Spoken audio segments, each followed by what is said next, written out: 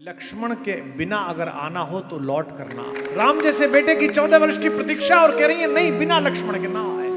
हनुमान रोने लगे कि कैसी माँ है जिसके लिए बेटों की प्राथमिकता में दूसरी माँ का बेटा अपने बेटे से पहले है। ये होना चाहिए। चाची ताइयों में तब जाकर कहानी घर में घटित होगी। थोड़ी देर बाद सुमित्रा आई, मित्र की माँ आई। ओहो, हनुमान के मन में कितने आंसू फूटे होंगे। हनुमान उठे, चरणों में लेटे, मां ने गले से लगाया, मेरे लक्ष्मण का दोस्त है तू। और फिर जो कान में कहा, फिर सुमित्रा माई के लिए आपके आंसू छलकेंगे जैसे आप रो रहे हैं। माई ने कहा, सुमित्रा ने, बेटा हनुमान, राम से कहना लक्ष्मण की मूर्छा की चिंता न करे, अभी शत्रुघ्न शेष है, मेरी बहू को लेके आए, मैं शत्रुघ्न को भेज दूंगी, बहू के बिना ना आए।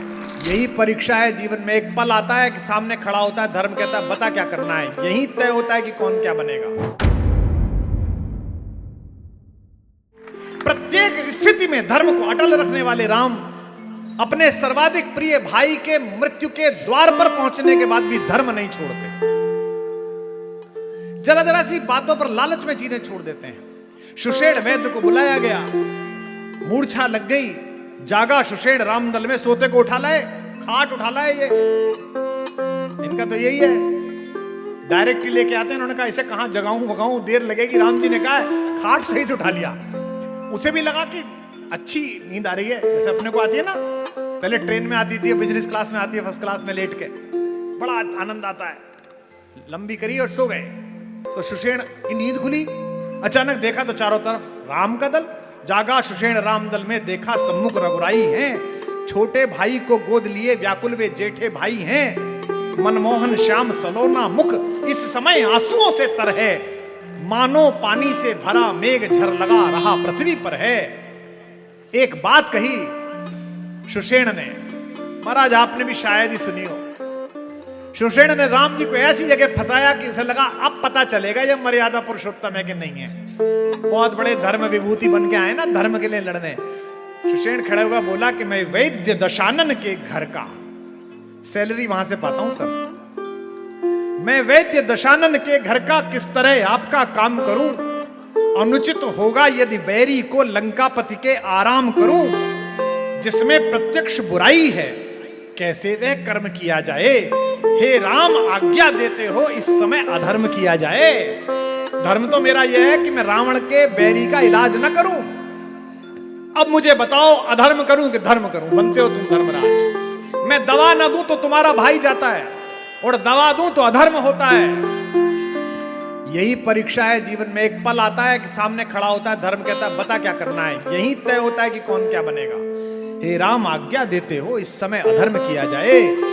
यह सुनते ही चौंक कर बोल उठे रघुवर, धर्म छोड़ने की कभी न राम न देगा राय। क्या?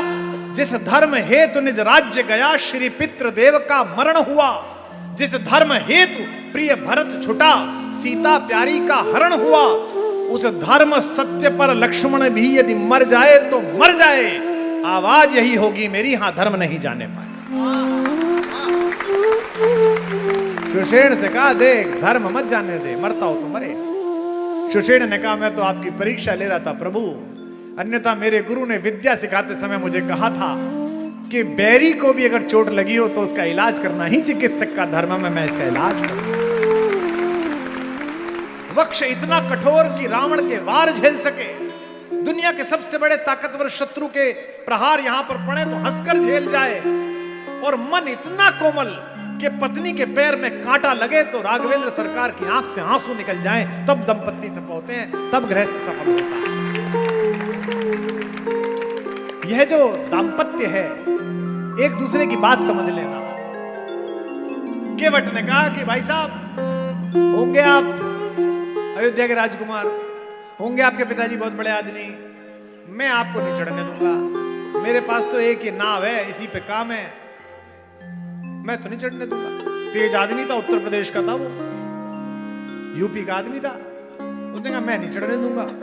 भगवान ने कहा कि अच्छा भगवान तो फिर भी नहीं बोले। वो लक्ष्मण जी जरा हर समय कहा मैं भी बताऊं। बोले बरु सर हमारे है ना भाई, तीर मार दो कोई दिक्कत नहीं, मेरे को मर जाऊंगा लेकिन चढ़ने नहीं दूंगा। भगवान भी समझ गए कि मजे कर रहा है ये। भगवान ने चरण धुलवा लिए और कितना तेज कि एक पैर उठा रखा है भगवान ने और धो रहा है और वो खड़े नहीं हो पा रहे कि क्या करें। लक्ष्मण ने कहा क्या करवा रहे हो, खड़े होने में दिक्कत हो रही है। अरे बोले क्या दिक्कत है, जाओ हाथ ये सिर पे रखो। त्रैलोक्य के स्वामी जिसकी दृष्टि के लिए तरसते हैं, उसके चरण हाथ में और उसका हाथ सिर पर है। बताइए इतना सौभाग्य किसको हो जाएगा। अब देने के लिए कुछ है नहीं, पल्ली पार उतर गए और देने के लिए कुछ है नहीं। यह है दाम्पत्य, यह है मैरिड लाइफ का सच। भगवान ने देखा दूं क्या, पति लज्जित ना हो जाए, किसी के सम्मुख याचक ना बन जाए। इसके लिए पहला काम क्या करा, त्रैलोक्य की मालकिन ने पिए ही की सिए जानन हारी, अपने पति के हृदय को जानने वाली सीता जी ने क्या किया, मनि मुदरी मन मुदित उतारी। अपना सॉलिटेयर अब सीता का है तो 25-30 कैरेट का होगा, हो सकता है ज्यादा का ही हो, और मां के हाथ में है तो क्या कैरेट, वो जगत जननी तो पत्थर भी पहन ले तो दुनिया का सबसे बड़ा हीरा बन जाएगा। वो पहनने वाली क्या, 1 सेकंड के 100वें हिस्से में उतार दी, बोले ये लो दे दो। इस पंक्ति में पकड़ना, यहां अंगूठी महत्वपूर्ण नहीं है, शब्द पकड़िए गोस्वामी तुलसीदास जी का, मुदित महत्वपूर्ण है, प्रसन्नता पूर्वक उतारी। मणि मुदरी मन मुदित उतारी, प्रसन्नता से उतार दी, कोई दुख भी नहीं है। यह राम की कहानी है।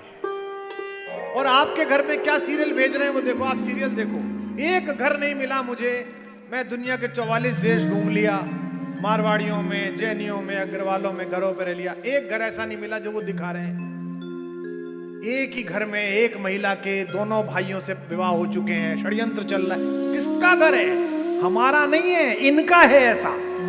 और ये चाहते हैं कि इनकी नैतिक नीचताओं को मान्यता मिल जाए पूरे देश से, इसलिए ये बना रहे हैं और इसलिए हम तक पहुंचा रहे हैं। ऐसी माएं हैं, संजीवनी बूटी लेते हुए जब लौट रहे थे अयोध्या की वायु सीमा से, तो वायु सेवकों ने हनुमान जी को फोर्स लैंडिंग के लिए नीचे उतार लिया। फोर्स लैंडिंग करा ली, पता नहीं कौन है, पता चला है तो राम भक्त हैं। और क्या हो गया है, बोले वो चोट लग गई है और सुबह तक नहीं पहुंची, तो हनुमान के ने कहा कि प्राण नहीं बचेंगे मेरे मित्र के। माओ को खबर लगी, कौशल्या पहुंची। सोचिए, जिस स्वामी को देखकर हनुमान जी की आंखों में आंसू आ जाते हैं, उसकी मां को देखकर क्या हुआ होगा।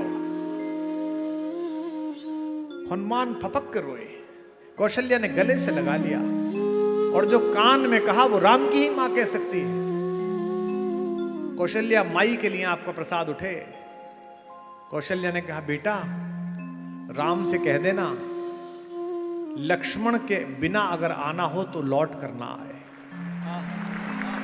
ये कौशल्या, राम जैसे बेटे की 14 वर्ष की प्रतीक्षा और कह रही है नहीं, बिना लक्ष्मण के ना आए। हनुमान रोने लगे कि कैसी मां है जिसके लिए बेटों की प्राथमिकता में दूसरी मां का बेटा अपने बेटे से पहले है। ये होना चाहिए। चाची ताइयों में तब जाकर कहानी घर में घटित होगी। थोड़ी देर बाद सुमित्रा आई, मित्र की मां आई। ओहो, हनुमान के मन में कितने आंसू फूटे होंगे। हनुमान उठे, चरणों में लेटे, मां ने गले से लगाया, मेरे लक्ष्मण का दोस्त है तू। और फिर जो कान में कहा, फिर सुमित्रा माई के लिए आपके आंसू छलकेंगे जैसे आप रो रहे हैं। माई ने कहा, सुमित्रा ने, बेटा हनुमान राम से कहना लक्ष्मण की मूर्छा की चिंता न करे, अभी शत्रुघ्न शेष है, मेरी बहू को लेके आए, मैं शत्रुघ्न को भेज दूंगी, बहू के बिना ना आए।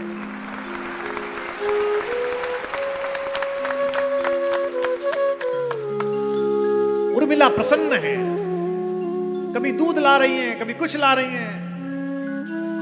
हनुमान देख रहे हैं कि इनके पति के प्राण संकट में ये इतने आनंद में घूम रही है। बड़े संकोच में अपने मित्र की पत्नी को, अपनी भाभी के चरणों को छूकर हनुमान ने कहा, माते मन में एक शंका आ गई, निराकरण नहीं किया तो उड़ नहीं पाऊंगा, क्योंकि शंकित बल आकाश में नहीं उड़ता, अशंक आकाश में उड़ता है, जिसके अंदर शंका नहीं रहती। प्रगति भी अशंक ही करता है। तो उर्मिला ने पूछा, पूछो भैया क्या शंका आ गई? आपके पति के प्राण संकट में, मैं नहीं पहुंचा तो वो बचेंगे नहीं, और आप मुझे यहां रोक रही हो कि दूध पी लो, सेब खा लो। उर्मिला हंसने लगी। उन्होंने कहा, आपसे किसने कहा कि उनके प्राण संकट में? हनुमान जी ने कहा, हमने इतनी जो यात्रा करी इतना वजन लेके मैं टहलना हूं। सुषेण कह रहे हैं, राम जी कह रहे हैं आपके लिए संकट में नहीं। ये भरोसा है अपने जेठ पर। उर्मिला ने कहा कि भैया चक्कर में मत पड़ो, तुम आराम से सेब खाओ, उन्हें कुछ नहीं होगा। हनुमान ने कहा किस भरोसे पर कहती हो? बोले जिसकी गोद में वो लेटे हैं ना, वहां से यमराज छोड़ो महाकाल नहीं ले जा सकता। आप क्या बात कर रहे हो? एक साधारण मनुष्य जमाई लेते हुए राम कह दे तो उस रात यमलोक के दूत लौट जाते कि राम बोल दिया। यहां तो स्वयं राम सर रख कर बैठे हो। तो हनुमान ने पूछा फिर ये सब क्या है? बोले आपने जानते नहीं हो, बहुत ड्रामा करते हैं। 14 साल जागते जागते थक गए होंगे तो भैया की गोद में थोड़ी देर के लिए विश्राम कर रहे हैं। यह भरोसा, निश्चिंत होकर, चिंताहीन होकर, जब आस्था और विश्वास दृढ़ हो जाए कि राम साथ में है, भगवान साथ में है, तभी ये मंगल कार्य पूरा होता है, तभी आनंद पूरा होता है।